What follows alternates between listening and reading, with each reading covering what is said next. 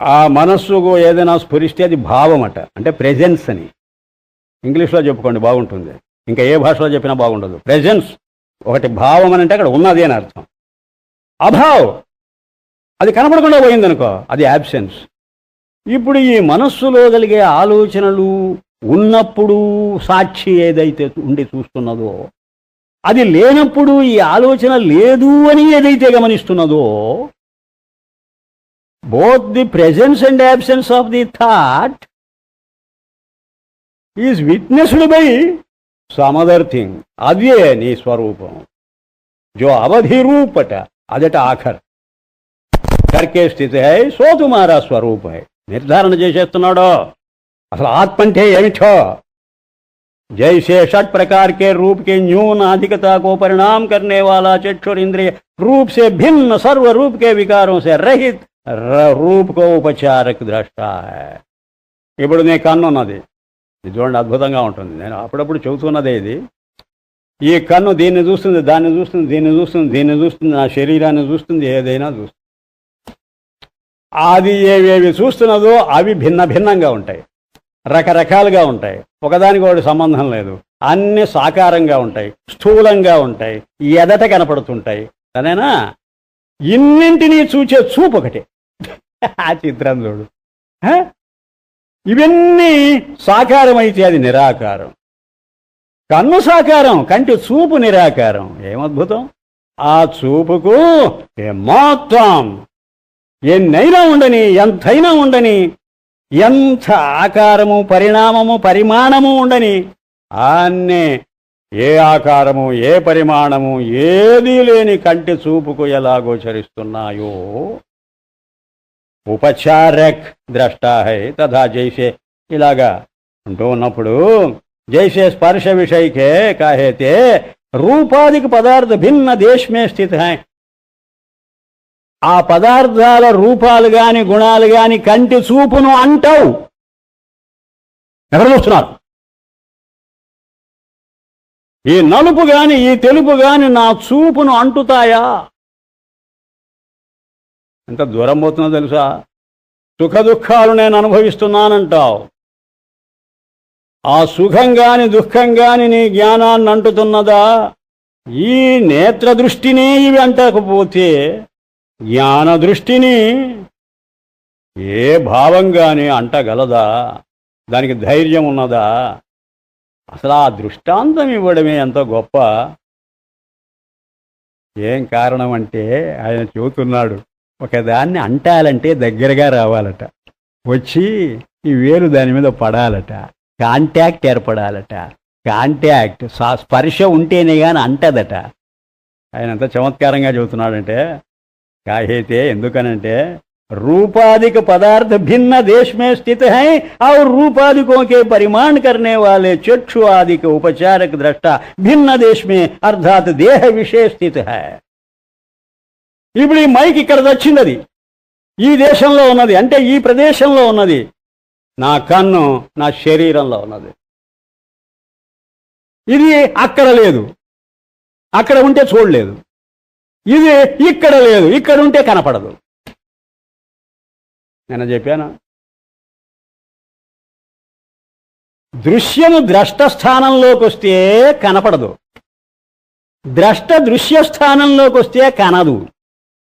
కనలేదు, ఎగిరిపోయింది. నీ సిద్ధాంతం తీయాలి వారే. కనుకనే కాంటాక్ట్ లేదు. కాంటాక్ట్ లేకపోతే సంసార బాధలు నీకు ఎక్కడి నుంచి వచ్చాయి నాకు చెప్పని అడుగుతున్నాడు ఆయన. ఏదో చూపుకి అంటవేవి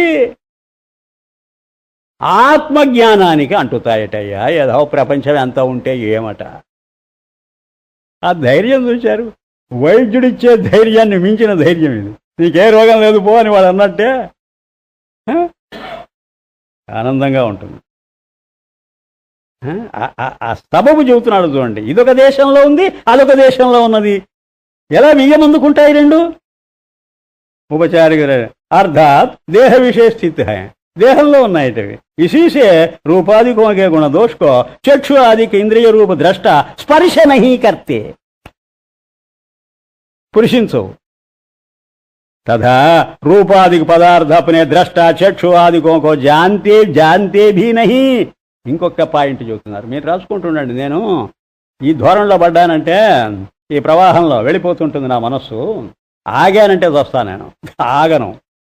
మీరు ఎక్కడెక్కడ పాయింట్ మారిపోతుంటుందో అక్కడ మహా తెలివితేటలు ఉండాలి మీకు. టక్కున అది పాయింట్ నోట్ చేసేయాలి, మాటిమాటికి చెప్పే విషయం కాదు.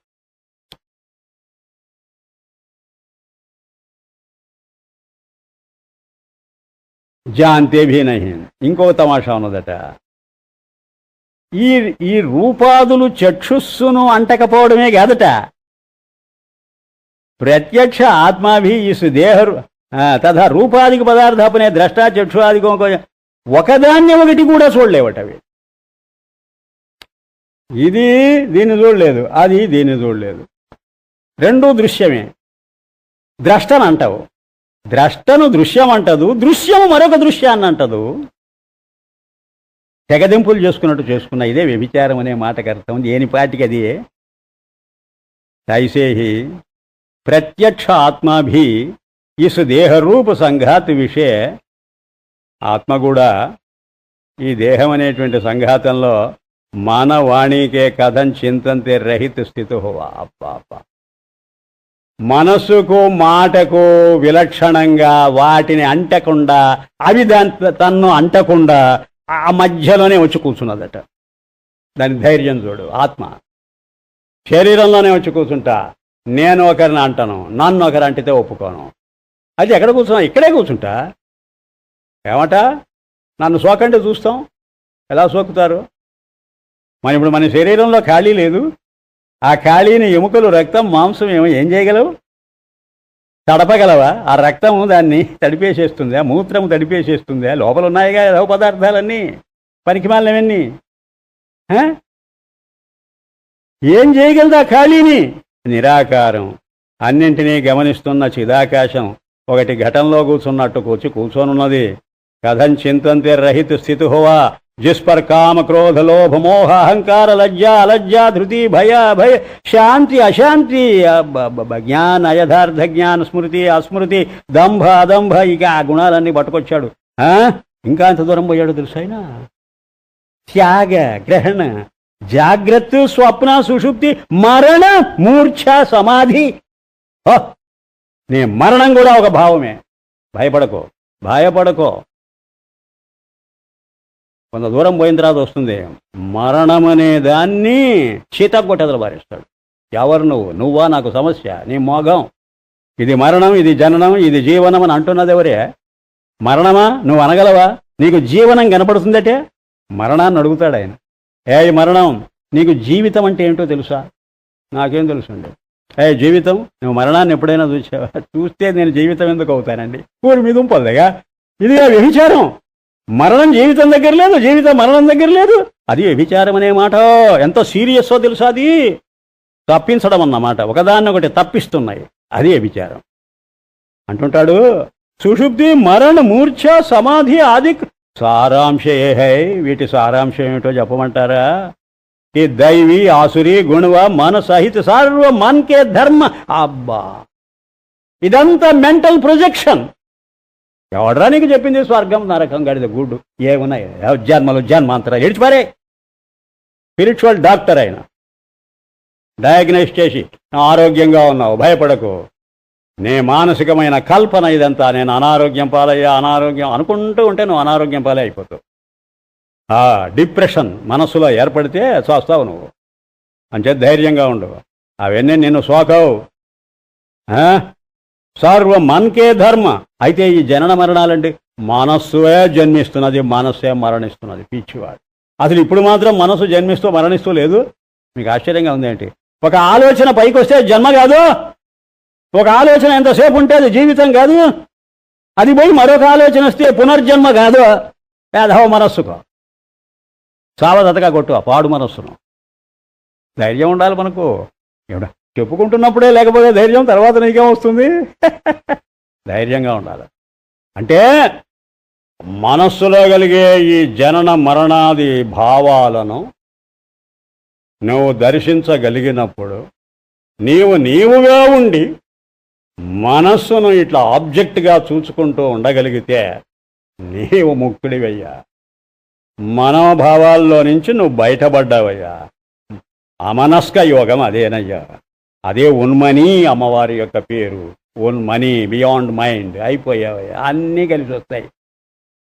సర్వ మనకే ధర్మట, మనస్సు యొక్క లక్షణాలట ఇవన్నీ. జిస్కర్ సిద్ధ హోతే హై. దేనివల్ల ఈ మనస్సు ఇలా నానా ఆలోచనలు పెట్టుకొని వస్తున్నదో అదేట ఆత్మ. దేని సమక్షంలో, దేని సన్నిధిలో ఇన్ని పాటుపడుతున్నదో ఈ పాడు మనస్సు, దాని ఆసరా చూసుకొని మనల్ని ఏడిపిస్తుంటుంది, నవ్విస్తుంటుంది, అన్ని రకాల హంగామా చేస్తున్నది ఈ మనస్సు. దాని ఆసరా చూసుకొని అంటున్నప్పుడే నీవి మనస్సు మీది నుంచి నీ దృష్టిని ఈ దాని అంటున్నాడే ఏమిటే అని అనుకో. వెనక్కు మళ్ళీ చూడు, మనస్సు లేదు నీకు. అదే ప్రత్యక్. ప్రత్యక్ అంటే వెనక్కు మళ్ళీ చూడడమనే అర్థం. జిస్కర్ సిద్ధ హోతే తాత్పర్యయే. దీని తాత్పర్యం ఏమిటో తెలుసా? జిస్కర్కే పూర్వోక్త సర్వ పదార్థ జాన్నే మే ఆతే హై. నీకు ఏదైనా సరే జననం మరణం అనేది ఆలోచనేగా. ఇప్పుడు జననం ఉన్నదా నీకు? చెప్పు నాకు. ఇప్పుడు నువ్వు పుడుచున్నావుటయా? తల్లి గర్భం నుంచి పుట్టుకొస్తున్నావా ఇప్పుడు ఈ క్షణంలో? పొరిపిచ్చివాడా, పాస్ట్ అంతా నీ ఆలోచనేగా. మరణం ఎప్పుడు ఉన్నదయా? నీకు ఫ్యూచర్లో ఉన్నదయా. ఫ్యూచర్ అంతా నీ ప్రొజెక్షనేగా. నువ్వు ఎప్పుడున్నావయ్యా? నువ్వు ఎక్కడున్నావయ్యా? ఇప్పుడు నువ్వు వర్తమానంలో ఉన్నావయ్యా. వర్తమానమేనయ్యా లైఫ్. ప్రెజెన్సేనయ్యా లైఫ్ అంటే. అదో పాస్ట్ డెత్ అయ్యా, ఫ్యూచర్ బర్త్ అయ్యా. బర్త్ డెత్ రెండూ లేనటువంటి లైఫ్ అయ్యా మనది. ఇది భగవత్పాదుల మాట. ఆయన మనస్సులో ఎంత బ్యాక్గ్రౌండ్లో ఉండాలో చూడు. సూత్రభాష్యంలో సర్వదా వర్తమాన స్వభావత్వాత్ అన్నాడు ఆయన. ఎప్పుడు నేను ప్రజెంట్ అయ్యి ఉన్నాను, నేను ఎప్పుడూ పాస్ట్ అవ్వలేదు, నేను ఎప్పుడో ఇంకా కొత్తగా రాబోను, నేను ఇప్పుడు ఉంటూనే ఉన్నాను. ఇప్పుడు నువ్వు ఉంటూ ఉన్నావా, చచ్చిపోయావా? ఇప్పుడు మనం ఉంటున్నామా లేదా? నీకు ఎప్పటికప్పుడు ఉండడం గుర్తొస్తున్నదా? ఎప్పటికప్పుడు పోవడం గుర్తొస్తున్నదా? ఇప్పుడు నిన్న ఉన్నావు, మొన్న ఉన్నావు, అటు మొన్న ఉన్నావు. ఏ రోజుకు ఆ రోజు ఉన్నానని అనుకుంటూ ఉంటుంటావే కానీ పోయాననుకుంటూ ఉంటుంటావా? పుడతాననుకుంటూ ఉంటుంటావా? సిగ్గులే నీకు? ఏమిటిదా విధవ ఆలోచనలు నీకు? కనుకనే ఆలోచనలు కట్టి పెట్టండిరా మీ దుంపల దగ్గర. వాళ్ళు మొదటి నుంచి చీవాట్లు పెట్టడం. నీ ఆలోచనే నీకు ఒక పెద్ద వల. ఆ వలలో పడిపోయిన పక్షుల్లాగా తయారయ్యాం మనమంతా. దుఃఖ సుఖాది పదార్థంకే కో అంతర్కడీవత్. కడి అంటే తరాజు అని వ్రాశారు బ్రాకెట్లో. తరాజు అంటే త్రాసు. ఇలాగ పట్టుకోను. దుఃఖం సుఖం, జయం అపజయం, ఇటు అటు ఇటు అటు. అది జయం కాదు, అపజయం కాదు. అది సుఖం కాదు, దుఃఖం కాదు. త్రాసు. ఆ త్రాసు మూలలో ఉన్నట్టున్నది. ఇదే భగవద్గీత. సుఖ దుఃఖే సమీకృత్వ లాభాలాభౌ జయాజయౌ సమీకృత్వ. ఆ సమీ రెండు ఈక్వేట్ చేయి. దుఃఖ సుఖాది పదార్థం కో అంతర్కడీవత్ జో పరిమాణ కర్నే వాలా హై. వీటన్నింటినీ ఏదైతే తూకం వేస్తుంటుందో, ఇప్పుడు మన మనస్సు అనేది త్రాసండి, అది తూకం వేస్తున్నదండి. ఇది సుఖం. చింతపండు మిరపకాయలో తూకం వేసినట్టు చేయడం. ఇదెంతండి?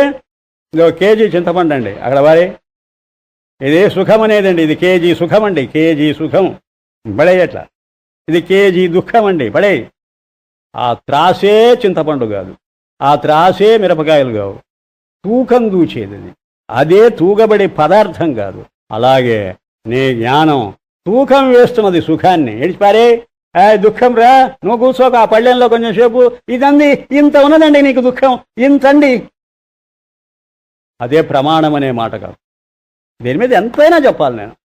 ప్రమాణం అని అంటే కొలత, మెజర్మెంట్, మాత్ర. ఏది ఎక్కడ? మాండూక్యం. ఆవు ఏది నా బొంద? ఆవు ఆవు లేదు, జావు లేదు, అంత కల్పన. అది చూసి చూస్తున్నారు. ఓంకారం ఓ ఓ ఓం అని తెల్లవారు బదువుకులు ఉచ్చరించలేక. అవన్నీ సింబల్స్ అండి, అవన్నీ సంకేతాలు. వాటికి సత్యం వేరే ఉన్నది. ఈ సంకేతం ఆ సత్యాన్ని, అది తటస్థ లక్షణం అని మొత్తుకుంటున్నారు వీళ్ళు. మనాది గోంకో సాక్షి ప్రకాశక్. మనస్సును కూడా ప్రకాశింపజేసేది. ఆ లైట్ వచ్చి పడితేనే నీకు థాట్ స్ఫురిస్తుంది. మనస్సు జడ పదార్థం, మ్యాటర్ అండి. ఏదో మైండ్ ఫైనెస్ట్ మ్యాటర్ అండి, అదే మ్యాటరే. దానికి వెలుగు రావాలండి, ఆ వెలుగండి ఆత్మ. ఇది ఆఫ్టర్ ఆల్ మీడియం, మనస్సు ఉపాధి, కొడాయి గొట్టం, ప్రకాశక్. परमात्मा से अभिन्न महाकाश से अभिन्न घटाकाश की न्यायी प्रत्येक आत्मा तुम्हारा स्वरूप है. ఆ ప్రత్యేగాత్మే నీ స్వరూపం. మనసు కాదు, పాడు కాదు. ఆ మనస్సు మీద దాని వెలుగు పడదు. పడితే నీకు ఆలోచనలు వస్తున్నాయి. तथा प्राणादिकों के क्षुधा पिपासादिक धर्मों को जो जानता है तथा प्राण अपना अरे बहिर्घट दृष्टा की न्यायी तथा चक्षुरादिक इंद्रियों का और चक्षुरादिक इंद्रियों के मंद बधिर प्रकृतियों को तुम्हारा स्वरूप है. जो मान बुद्धि अहंकार चित्तादि वृत्ति देहली दीपक रा नायना सात्विकी वृत्ति సాత్వికమైన ఆలోచనలు వస్తుంటాయి, రాజస ఆలోచనలు తామసమైన వస్తుంటేనట సంధిమే. తామసి సాత్వికి వృత్తి ఉదయ్ భయి హై తిస్ సంధిమే, వాటి మధ్యలో ఉన్నదట. దానికి పొడ కనిపిస్తుంటుందట. ఆ చెట్ల ఆకుల్లో నుంచి సూర్యకిరణాలు కింద పడుతున్నట్టు. ఈ ఆకులే సత్వరజస్తమో గుణాలు. వాటి మధ్య ఖాళీలో నుంచి ఆ వెలుగు కనిపిస్తుంటుంది. ఆ మబ్బుల మధ్యలో నుంచి సూర్యకిరణాలు లేదా చంద్రకిరణాలు అవి ఎలాగా అప్పుడప్పుడు కొంచెం దర్శనమిస్తుంటాయో, ఏ కొంచెమో. నానా ఛిద్రఘటోదర స్థిత మహాదీప ప్రభాభస్వరం జ్ఞానం యస్యదు చక్షురాధికరణ ద్వారా బహిస్పందతే. అలాగా రంధ్రాల్లో నుంచి ఆ వెలుగు వచ్చినట్టు ఈ రంధ్రాల్లో నుంచి వస్తూ ఉంటే గుర్తించాలట లోపల ఏ వెలుగున్నది అని. ఆ వెలుగుకు సప్లై అయిన ఇంకొక వెలుగు ఏమిటిని. వృత్తియోకే అస్తభావుకో దూసరి తామసి రాజసి ఒకటి పోయి ఒకటి వస్తూ ఉంటే వాటి అస్తమయం వాటి ఉదయం అట. వాటి ఉదయం అస్తమయం ఏది గమనిస్తుంటుందో తాను ఉదయించదు, తాను అస్తమించదు. తాయిసి జబ్ రాజసీ వృత్తి సరే మంచిదే, రాజసీ వా పునః తామసీ వృత్తి ఉత్పన్న హుయి హై తబ్ లగ్ సరే మంచిది. తాత్పర్యే ఇంతకు ఏమిటయ్యా విషయం అనంటే సర్వవృత్తియోకి సంధియోమే స్థితి హువా, అన్ని వృత్తుల మధ్యలో ఉండే ఒక త్రాసు ముల్లులాగా దేహలీ దీపక్ న్యాయవత. అబ్బా, గడప మీద పెట్టిన దీపంలాగా లోపల పదార్థాలు వెలుగిస్తూ ఉంటుంది, బయటి దాన్ని వెలిగిస్తూ ఉంటుంది. ఆ వెలుగు లోపల వెలపల ప్రసరిస్తున్నట్టు सर्ववृत्तियों के भाव अभाव को जो सिद्ध करने वाला है. ఇది ఉన్నదండి అని చెబుతుంటుందట ఆత్మ జ్ఞానం, ఇది లేదండి అని చెబుతుంటుందట. వాటి ఉనికిని వాటి లేమిని ఏదైతే సాక్ష్యరూపంగా నీకు చూపి చెబుతుంటుందో సో ప్రత్యేగాత్మ తుమ్ హో. ఆ ప్రత్యేగాత్మే నువ్వు. పిచ్చివాడా, నువ్వు మనసు కాదు, పాడు కాదు. నేను ఎవరండి అని అడిగావే, జిస్కో మనన్ కభీ భీ నహీ కర్ సక్తా, దాన్ని మనసు మననం చేయలేదు. బుద్ధి నిశ్చయ నహీ కర్ సక్తి, బుద్ధి కూడా దాని మీద ఆపరేట్ చేయదు. और जिसको चित्त चिंतन नहीं कर सकता और जिसको अहंकार हंपना नहीं कर सकता. क्यों कि जाति गुण क्रियादि संबंध वाले पदार्थों को ही ये मनादिक चिंतन कर सकते हैं. और ये प्रत्येक आत्मा जाति गुण क्रियादि संबंधवान दृश्य पदार्थों से रहित है. నీ మనసు కానీ ఇంద్రియాలు కానీ దేన్నైనా పట్టుకోవాలంటే దానికి ఒక జాతి ఉండాలి, ఒక క్రియ ఉండాలి, ఒక గుణం ఉండాలి, ఒక సంబంధం ఉండాలి, 4 ఉండాలి. ఇది భగవత్పాదుల మాట. ఆయన గీతా భాష్యంలో అక్కడక్కడ వాయించి పారేశాడు. అది ఈ మహానుభావుడు పెద్ద స్టడీలేండి, పెద్ద స్టడీ అయినది. ఒక్కటి రెఫరెన్స్ ఇవ్వడండి. శంకర భగవత్పాదులనే మాట రాదండి, ఉపనిషత్ ఋషి అనే మాట రాదండి. జీర్ణించుకున్నాడండి. ఆ భావాలన్నీ ఆయన జీర్ణించుకొని దానిలో నుంచి వస్తున్నటువంటి అనుభవ జ్ఞానం. అలాగే ఉండాలండి మనం కూడా అలాగే ఉండాలి. పర్సనాలిటీస్ను కాదండి, అంటే మనం నిర్లక్ష్యంగా చూస్తామని కాదు, కానీ ఆ ఆలోచనలు రాకూడదండి. ఆలోచనలు వస్తే నీకు ఆత్మ తాలూకు వృత్తి ఏర్పడదు. నీకు ఎంతసేపటికి నీ గురువు యొక్క ఆకారము ముద్రితమవుతుంది దాని మీద. అది రాకూడదు, ఏది రాకూడదు. పర్సనాలిటీ కల్ట్తో పాడైపోతున్నది అది ప్రపంచం. ఒక బాబా గూబాను పట్టుకోవడం, చావడం, దానిపైన సతమతం. వాడు కనిపిస్తుంటాడు ఎంతసేపటికి నువ్వు కళ్ళు మూసుకుని ఆ కళ్ళు తెరిచిన. నీకు ఆత్మ ఏమిటి నా బొందా? ఆత్మదర్శనం ఏమిటి? ఈ అనాత్మ దర్శనంతో చూస్తూ ఒక పక్క. జాతి అంటే స్పీసీస్ అని, అంటే దీని జాతి, మైకు జాతి. ఎన్నున్నాయి మైకులు? కొన్ని వేలు లక్షలు ఉన్నాయి. అదొక జాతి మైకయ్య. ఆ జాతిలో ఒక వ్యక్తిది, ఆ జాతిలో ఇదొక వ్యక్తి. తర్వాత దీని గుణం తెలుపు నలుపు గట్టిగా తగలడం, ఇది గుణం. క్రియ అది చేసే పని. సంబంధం నాకు దానికి, లేదా ఒక దానికి దీనికి. ఆధారం ఆధేయం. దృశ్య పదార్థం సే రహిత్ హై. నీ ఆత్మకు జాతి లేదు, నీ ఆత్మకు గుణం లేదు, నీ ఆత్మకు క్రియ లేదు, నీ ఆత్మకు ఇంకో దాంతో సంబంధం లేదు. మరి దాన్ని ఎలా పట్టుకుంటావు? వీటి ద్వారానైతే పట్టుకోవచ్చు దేన్నైనా. నీకు ద్వారం లేదు, ఎయిడ్ లేదు, లేకపోతే ఎలా పట్టుకో? తినక ద్రష్టా హై, పైగా లేకపోగా నువ్వు పట్టుకునే పదార్థం కాదు, తానే నిన్ను పట్టుకుంటున్నది. పట్టుకుందామనుకునే ఆలోచనను ఆత్మ పట్టుకుంటున్నది. ఇంకా దాన్ని ఎలా పట్టుకుంటావు? నువ్వు పట్టుకోకపోతే నీ గొంతు పట్టుకుంటుంది. ఎవడరా పట్టుకుంటావు? నిన్నేది నేనే నిన్ను పట్టుకొని ఉంటే పిచ్చివాడా. నా గుప్పిట్లో నువ్వుంటే నన్ను పట్టుకోవడం ఏమిటి? అర్థమవుదా? మనము ఒకదాన్ని గుప్పిట్లో పెట్టుకొని ఉన్నాం, అది నన్ను పట్టుకున్నదే, నేను దాన్ని పట్టుకున్నాను.